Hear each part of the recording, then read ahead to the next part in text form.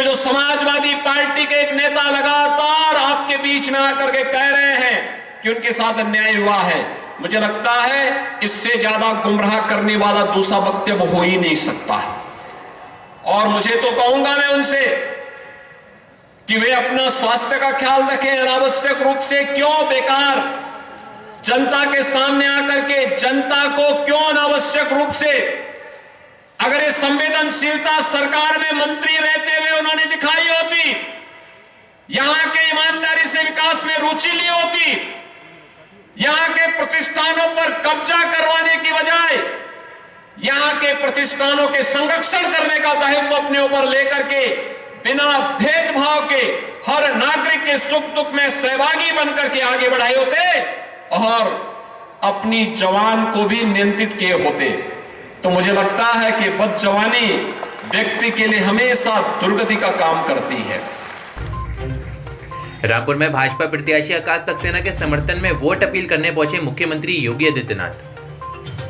भाजपा कार्यकर्ताओं ने योगी आदित्यनाथ का रामपुर में जोर शोर से स्वागत किया, जिसके बाद मुख्यमंत्री योगी आदित्यनाथ ने जनता को संबोधित करते हुए रामपुर में हो रहे बार-बार उपचुनाव पर व्यंग करते हुए कहा, देश के अंदर सबसे अधिक चुनाव और उपचुनाव हुए हैं, उसमें रामपुर एक है। रामपुर में बार-बार उपचुनाव होना विकास को बाधित करने जैसा है। मैं आह्वान करूंगा, बार-बार उपचुनाव में मुक्ति पाइए और रामपुर को विकास के पथ पर आगे बढ़ाएं। पिछले 5 वर्ष के अंदर देश के अंदर सबसे अधिक चुनाव और उपचुनाव झेले हैं, तो उनमें से रामपुर एक है। भाइयों बहनों, पहले जनता से समर्थन लेना, फिर जनता का उस पद से इस्तीफा दे देना, बार बार चुनाव होना, यह रामपुर के विकास को बाधित करने जैसा है। और मैं आप सबका आह्वान करूंगा कि बार बार के उपचुनाव से मुक्ति पाइए, रामपुर को विकास के पथ पर आगे बढ़ाइए। इसी के लिए आह्वान करने के लिए आज मैं आपके बीच में आया हूं। योगी आदित्यनाथ ने कहा, उत्तर प्रदेश दंगा मुक्त और कर्फ्यू मुक्त हुआ तो प्रदेश में निवेश आना प्रारंभ हुआ, प्रदेश में रोजगार प्रारंभ हुआ, लोगों के जीवन में परिवर्तन आया। आज इंफ्रास्ट्रक्चर के बड़े बड़े कार्य हो रहे हैं। सरकार की उपलब्धियों को गिनाते हुए योगी आदित्यनाथ ने सपा सरकार पर तंज कसते हुए कहा, 5 लाख नौजवान को नौकरी समाजवादी पार्टी की सरकार की तरफ से नहीं हुआ, चाचा और भतीजा वसूली करने के लिए निकल जाएं। उन्होंने कहा, अगर नौजवान के साथ कोई खिलवाड़ करता है तो खिलवाड़ करने वाले के लिए केवल जेल होती है और पूरी वसूली भी होती है। किसी गरीब के हक पर कोई डकैती डालेगा, सरकार सख्ती के साथ कार्रवाई करेगी। और भाइयों बहनों, उत्तर प्रदेश दंगा मुक्त भी हुआ है। दंगों में अगर एक पक्ष का जलता था तो दूसरे पक्ष का भी जलता था, एक का नुकसान होता था दूसरे का भी नुकसान होता था। हम लोगों ने तो कहा कि भाई प्रदेश को दंगा मुक्त करना है, कर्फ्यू मुक्त करना है, और दंगा मुक्त और कर्फ्यू मुक्त हुआ तो प्रदेश में निवेश आना प्रारंभ हुआ, प्रदेश में रोजगार मिलना प्रारंभ हुआ, लोगों के जीवन में परिवर्तन आया। आज इंफ्रास्ट्रक्चर के बड़े बड़े कार्य हो रहे हैं। पूर्वांचल एक्सप्रेसवे प्रधानमंत्री जी ने राष्ट्र को समर्पित कर दिया है। बुंदेलखंड एक्सप्रेसवे राष्ट्र को समर्पित हो गया है।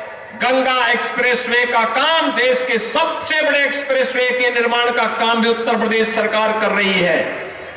6 एक्सप्रेसवे वर्तमान में बन रहे हैं। भाइयों बहनों, एयर कनेक्टिविटी बेहतर हुई है, रोजगार इससे सृजित हुआ है, ईज ऑफ लिविंग को हमने आसान किया है, हर व्यक्ति के जीवन में परिवर्तन लाने का काम किया है। 5 लाख नौजवान को नौकरी मिली। समाजवादी पार्टी की सरकार की तरह नहीं हुआ कि चाचा भतीजा वसूली के लिए निकल जाएं। आज तो प्रदेश का नौजवान होना चाहिए। उस नौजवान के साथ अगर कोई खिलवाड़ करता है तो उस खिलवाड़ करने वाले के लिए केवल जेल होती है, जेल, और पूरी वसूली भी होती है। फिर किसी गरीब के हक पर कोई डकैती डालेगा तो सरकार सख्ती के साथ कार्रवाई करती है। आगे संबोधन में मुख्यमंत्री योगी आदित्यनाथ ने कहा कि ये तो तय है कि सरकार उत्तर प्रदेश में बीजेपी की ही रहनी है, केंद्र में प्रधानमंत्री नरेंद्र मोदी जी की ही रहनी है। उन्होंने कहा अपने सांसद जिताकर एक मैसेज भेजा है कि रामपुर विकास के साथ जुड़ना चाहता है। विधायक चुनाव जिताकर के भेजे एक मैसेज होगा। इसीलिए मैं आया हूं आपके पास कहने के लिए, ये तो तय है कि सरकार उत्तर प्रदेश में बीजेपी की ही रहनी है, केंद्र में प्रधानमंत्री मोदी जी ही रहने हैं। लेकिन आपने सांसद जिता के भेजा, एक मैसेज गया कि रामपुर भी विकास के साथ जुड़ना चाहता है। विधायक चुनाव जिता करके भेजेंगे, एक मैसेज होगा, रामपुर अब उन अवसरवादी हाथों के खिलातों का खिलौना नहीं बनेगा जो 200 वर्ष पुराने मदरसे को बंद करके अपनी जागीर बनाने का काम करते थे, जो यहां के ऐतिहासिक पांडुलिपियों को जबरन चोरी करवा करके उनको नष्ट करना चाहते थे। एक धरोहर थी रामपुर की, लेकिन रामपुर की इस धरोहर को नष्ट करने का काम किया गया, पांडुलिपियों को नष्ट करने का काम हुआ। राष्ट्रपिता महात्मा गांधी जिस सिटी मॉन्टेसरी स्कूल में आके ठहरते थे, उसको जबरन कब्जा करने का प्रयास हुआ। समाजवादी पार्टी ने यहां के इंटर कॉलेज को, राजकीय इंटर कॉलेज को कब्जा करने का प्रयास किया। भाइयों बहनों, स्कूल बच्चों के पढ़ने के लिए होता है, मदरसे तालीम देने के माध्यम होते हैं। 200 वर्ष पुराना पांडुलिपियां आने वाली पीढ़ी की एक धरोहर होती है, लेकिन कुछ लोगों ने उसे अपनी बपौती बनाकर के नष्ट करने का प्रयास किया, उसे खुर्द-बुर्द करने का प्रयास हुआ। और हमारी सरकार ने तो यही तो कहा कि भाई इन पांडुलिपियों की क्या गलती है, तो धरोहर की चीज है, इसको संरक्षित किया जाना चाहिए। हमारी सरकार उन्हें संरक्षित करने का कार्य कर रही है। हमारी सरकार ने तो यही कहा सिटी मॉन्टेसरी स्कूल पे किसी का कब्जा नहीं होगा, यहां के राजकीय इंटर कॉलेज पे किसी को कब्जा नहीं करने देंगे। और अगर सरकारी पैसे से गेस्ट हाउस बना है, उस गेस्ट हाउस का उपयोग सरकारी कार्य के लिए ही होगा, उसको कोई व्यक्तिगत बपौती नहीं बना सकता है, क्योंकि लोकतंत्र में केवल जनता ही मालिक होती है, बाकी कोई मालिक नहीं होता है। जनता ही जनार्दन होती है, और उसको उसी भाव के साथ हम लोग उसके लिए बनाए गई योजनाओं का लाभ उसी तक पहुंचाने का काम करेंगे। आगे उन्होंने आजम खान पर तंज कसते हुए कहा रामपुर अवसरवादी हाथों के चिरागों का खिलौना नहीं बनेगा। इसके अलावा सपा नेता आजम खान का नाम बिना लिए नसीहत देते हुए कहा, मैं कहूँगा उनसे वे अपने स्वास्थ्य का ख्याल रखें।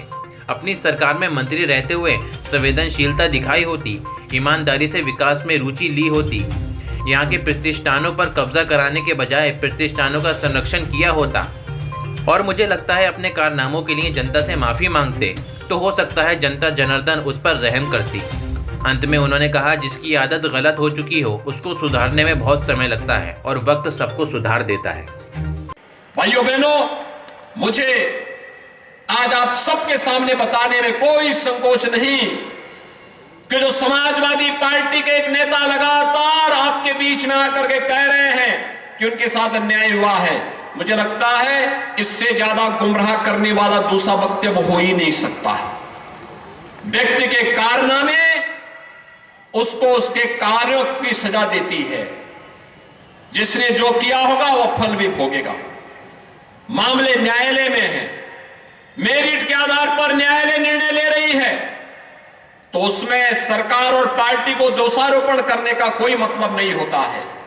और मुझे तो कहूंगा मैं उनसे कि वे अपना स्वास्थ्य का ख्याल रखें। अनावश्यक रूप से क्यों बेकार जनता के सामने आकर के जनता को क्यों अनावश्यक रूप से, अगर ये संवेदनशीलता सरकार में मंत्री रहते हुए उन्होंने दिखाई होती, यहां के ईमानदारी से विकास में रुचि ली होती, यहां के प्रतिष्ठानों पर कब्जा करवाने की बजाय यहां के प्रतिष्ठानों के संरक्षण करने का दायित्व अपने ऊपर लेकर के बिना भेदभाव के हर नागरिक के सुख दुख में सहभागी बनकर के आगे बढ़ाए होते और अपनी जवान को भी नियंत्रित किए होते, तो मुझे लगता है कि बदजवानी व्यक्ति के लिए हमेशा दुर्गति का काम करती है। और मुझे लगता है कि यह आज भी हम उनसे यही कहेंगे किस किस प्रकार के वक्तव्य निकाले जाते हैं, कभी बहन बेटियों के लिए, कभी संवैधानिक संस्थाओं के लिए, कभी प्रशासन के लिए। और ये तो समाजवादी पार्टी की हमेशा से नियत रही है, जब वो चुनाव हारती है तो पहले इलेक्शन कमीशन को दोषी ठहराती है, फिर वह ईवीएम को दोषी ठहराती है, फिर प्रशासन को दोषी ठहराती है और फिर पुलिस कर्मियों को दोषी ठहराती है, लेकिन अपने कारनामों को कभी वे लोग दोषी नहीं ठहराते हैं। भाइयों बहनों, अगर अपने कारनामों को ये लोग दोषी ठहरा करके जनता के सामने माफी मांगते, हो सकता है जनता जनार्दन उन पर रहम करती, लेकिन जनता भी जानती है ये सुधरने का नाम नहीं लेने वाले हैं, सुधरेंगे भी नहीं, क्योंकि जिनकी आदत गलत हो चुकी होती है उनको सुधरने में भी मुझे लगता है कि बहुत समय लगता है और वक्त सबको सुधार लेता है।